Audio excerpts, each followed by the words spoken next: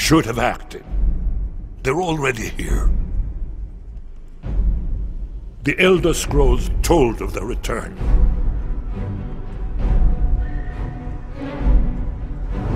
Their defeat was merely a delay.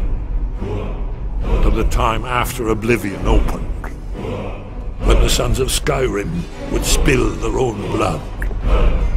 But no one wanted to believe they even existed. And when the truth finally dawned, it dawns in fire.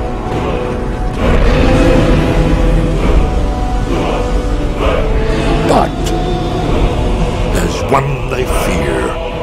In their tongue, he's Dovahkiin, Dragonborn.